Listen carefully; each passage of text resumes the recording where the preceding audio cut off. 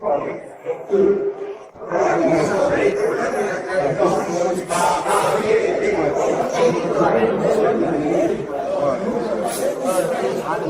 trying to do the same thing. He want to fight the best they got out there.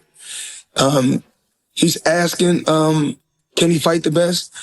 I believe his contract is coming to an end, so hopefully we can come together and I can take him to that next level and give him the fights that he want. I'm that guy. I don't think that I'm that guy who I've been my whole entire career. Sometimes it just take a little minute to adjust and adapt, and I'm adjusting and I'm adapting well. So July 12th is going to be a statement. So here's what went down recently. Floyd Mayweather made his way over to Shakur Stevenson's camp right before his showdown with Teofimo Lopez. The legend didn't hold back his praise either, straight up declaring Shakur the top dog in his division. Mayweather's bringing all that experience to the table, ready to polish Shakur's already sharp tools and push him to another level entirely. But the most skillful fighter at 135 will be hands down Shakur Stevens. And what is it about him? Because I know he have a lot of good attributes, but do you think he has enough power to sustain? Well, it's really all about skills. Pernell Whitaker wasn't a huge puncher, but he was, very exciting, very tough, and he fought everybody. And Shakur is trying to do the same thing. He want to fight the best they got out there. He's asking, can he fight the best? I believe his contract is coming to an end, so hopefully we can come together and I can take him to that next level and give him the fights that he want, and make the fights happen that he want. Right now, Shakur Stevenson is grinding hard in camp, zeroing in on every single detail before he steps in there with Teofimo Lopez. You've got him drilling his lightning-fast hands, working that slick footwork, and tightening up those defensive moves. He's breaking down combinations piece by piece and mapping out his ring tactics. Every training session is about pushing past his comfort zone, getting those reflexes razor sharp, and building that gas tank. The way he's locked in with that laser focus and discipline tells you everything about how serious he is about putting on a show. No. Where on my way? You should sleep yet? I'm watching.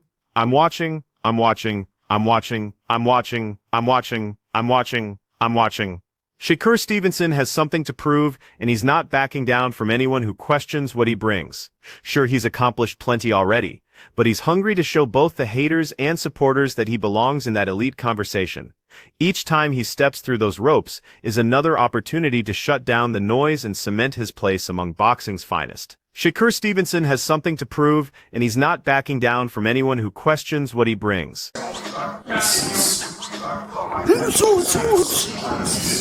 Honestly, I got a chip on my shoulder though. Like I got something to prove. I feel like with this fight, a lot of people sleeping on me. A lot of people don't think that I'm that guy. They don't think that I'm that guy who I've been my whole entire career. Sometimes it just take a little minute to adjust and adapt, and I'm adjusting and I'm adapting well. So July 12th is going to be a statement.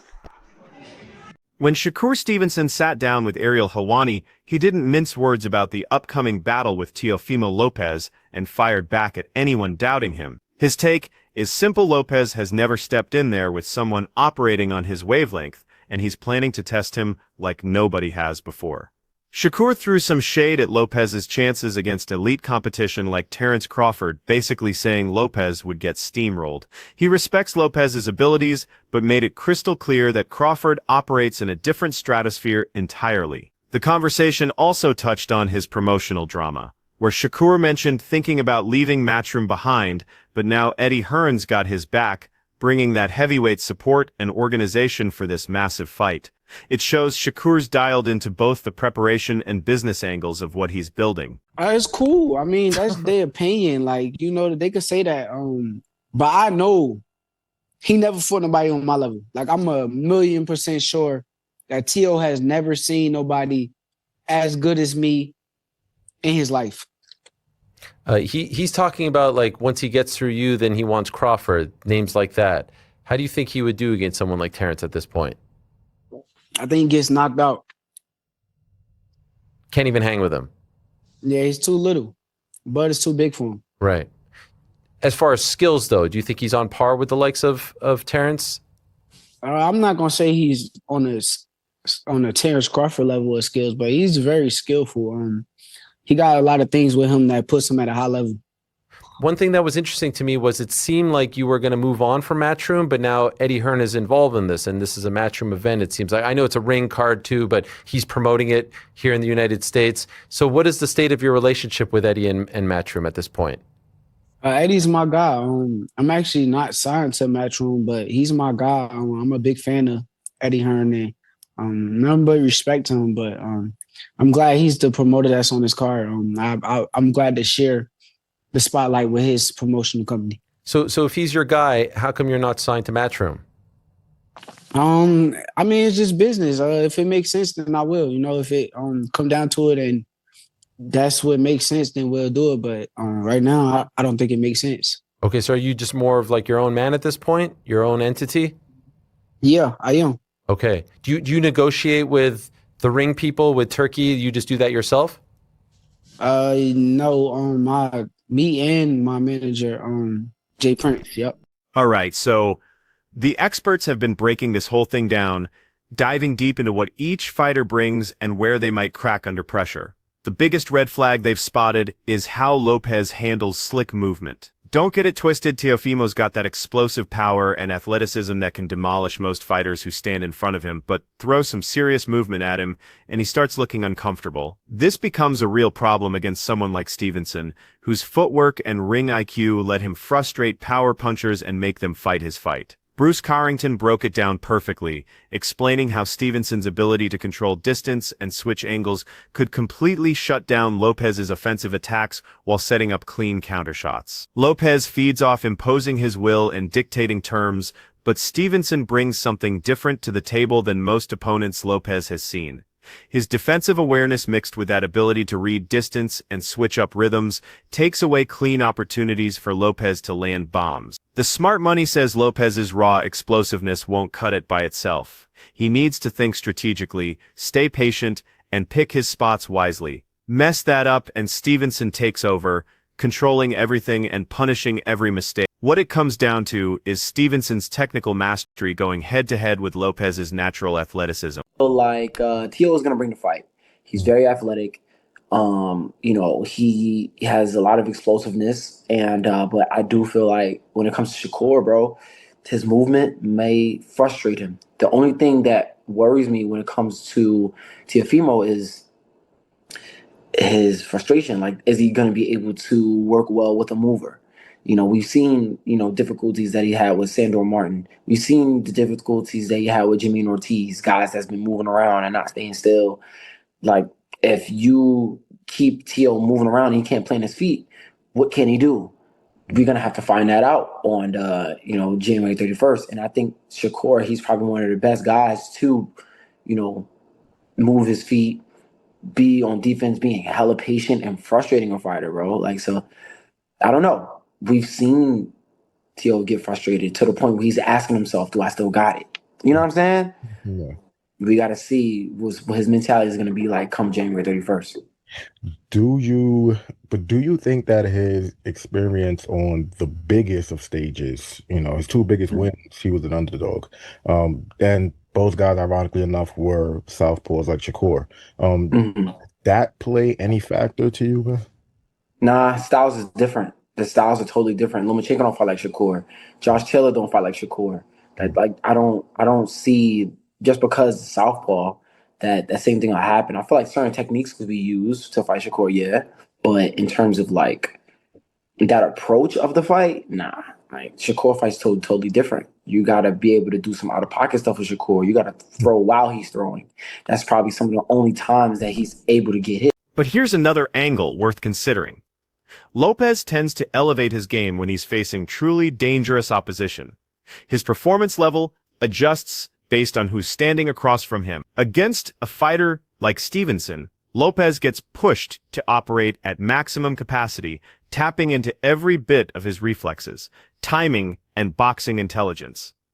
This isn't just about who hits harder or who's stronger, It's about mental sharpness and the ability to make adjustments on the fly. The analysts are saying Lopez has what it takes to step up when it matters, but only if he shows discipline, keeps his aggression in check, and doesn't fall into predictable patterns that Stevenson can read and counter. That's what makes this such a compelling matchup between pure talent and tactical execution. Then there's Shakur Stevenson's hand speed, which deserves its own conversation entirely.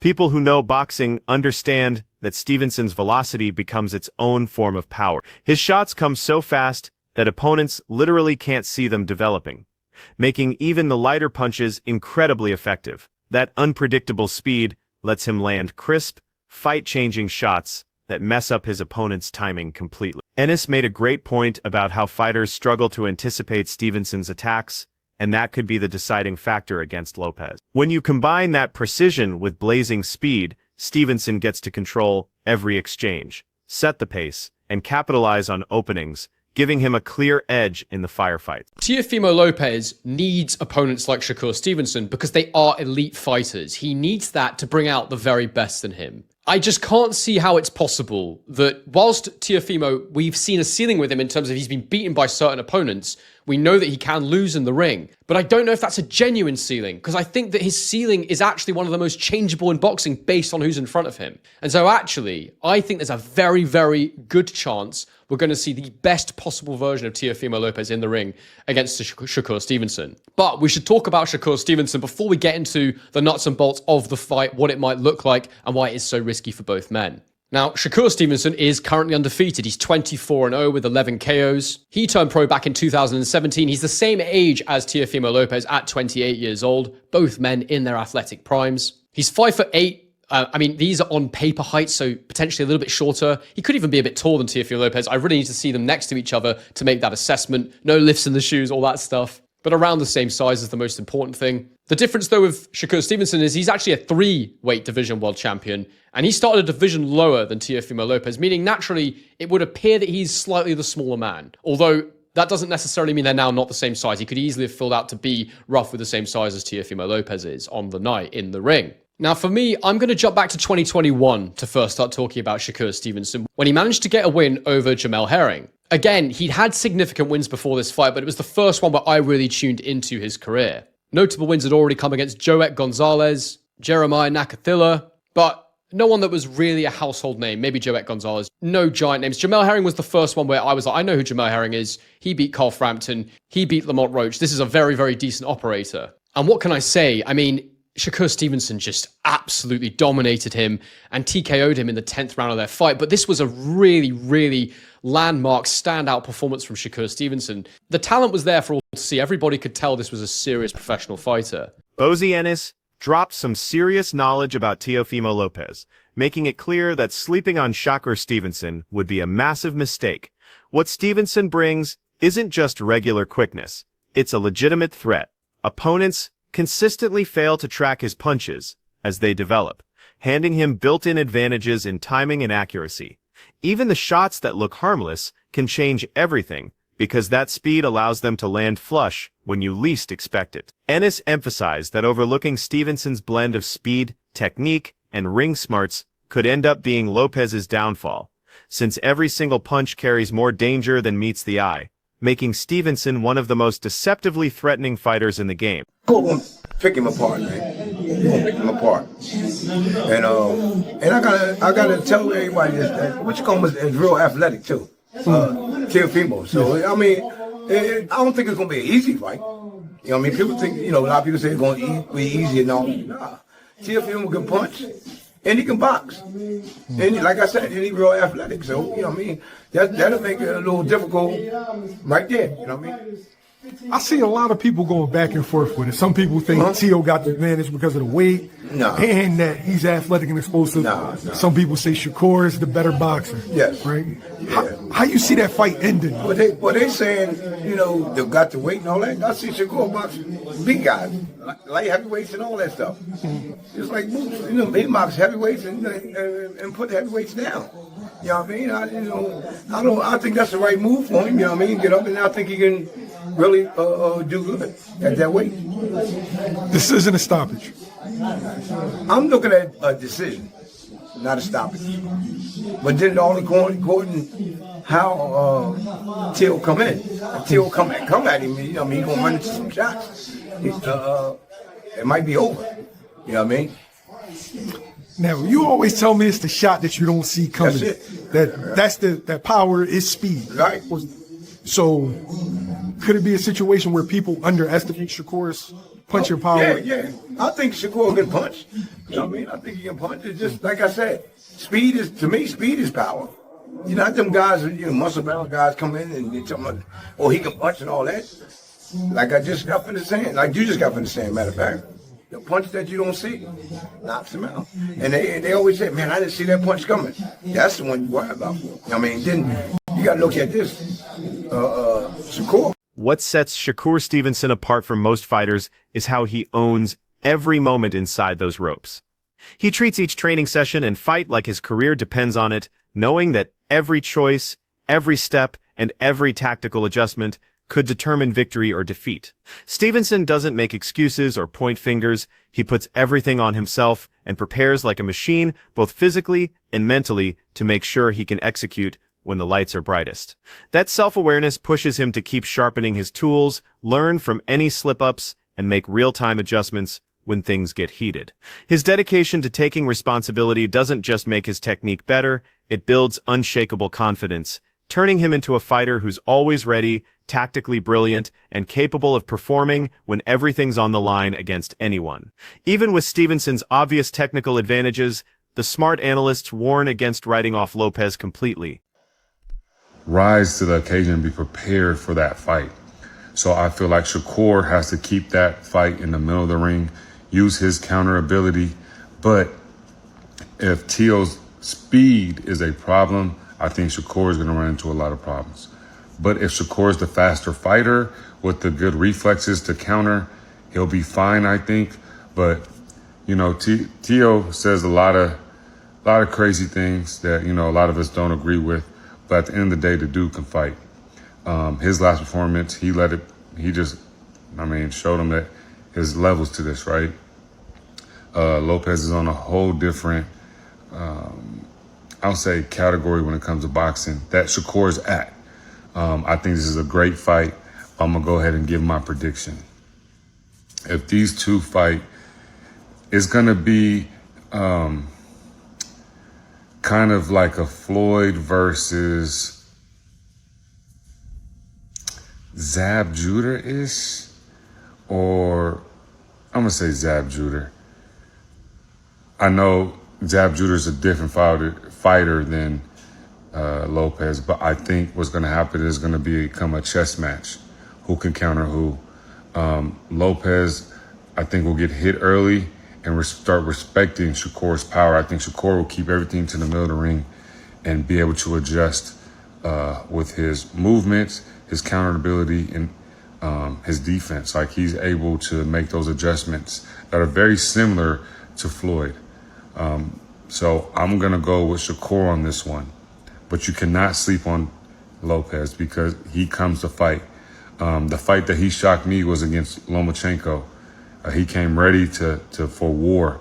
And I think Shakur, he's starting to, get fights that are kind of setting him up for these mega fights, and he'll be prepared for that. Timothy Bradley pointed out something important about Lopez. He's wildly unpredictable and believes in himself completely. Sure, he might struggle against a disciplined, technically gifted fighter like Stevenson, but his willingness to gamble and jump on opportunities makes him legitimately dangerous. Lopez's natural knockout power mixed with that supreme confidence means one small defensive mistake from Stevenson could flip the entire fight instantly. That element keeps this fight on a knife's edge and totally unpredictable, even though Stevenson clearly has the edge in pure skill and boxing intelligence. You also can't ignore Lopez's headspace and the struggles he's been through recently. He's dealt with serious distractions and motivation problems that made him think about walking away from boxing entirely. Personal drama and outside pressures have messed with his focus at times, creating inconsistent performances. But word is he's fallen back in love with the sport that made him. Getting that passion and discipline back is crucial for Lopez to bring his A-game against someone as skilled as Stevenson. The experts think if Lopez commits mentally 100%, he can raise his game significantly. But any lingering distractions could be devastating in a fight that requires complete physical and mental focus. Easy damn fight for Shakur Stevenson. Nope, it ain't gonna be an easy fight. Nope. After studying freaking Lopez yesterday, man, look, that athleticism that he got, that speed that he got, the boy is a what's the name I'm looking for? What can I say? He's autonomous. That's the word I'm looking for. He's an autonomous fighter. Okay? What does that mean, autonomous fighter, Tim? Shakur is too. Just like Floyd is. Just like Crawford is. Just like Inoue is. You know, young fighters want to get to that point in their career where they become autonomous fighters. Okay? Where you don't need no damn instructions. You don't need no guidance. You know how to figure it out. Your fundamentals are so damn sound that you got skills now built on top of those fundamentals. Now it's second nature for you. You know what I'm saying? You didn't see the same patterns and rhythms and styles and so on and so forth that it's second nature. It's nothing for you. These guys can operate without any damn instructions, without being told what to do. That's how great these dudes are. Or I should say good they are. They still got to prove they great, right? But, you know, look, the thing that surprised me about T.O. last night after watching him, man, is that his speed and quickness and how fast he's able to strike. Look, I'm going to tell you where he going. I'm going to tell you where he going. Because I watched a little bit of Shakur last night. He going to Shakur's body. That wraps up everything for today's breakdown. Catch you on the next one.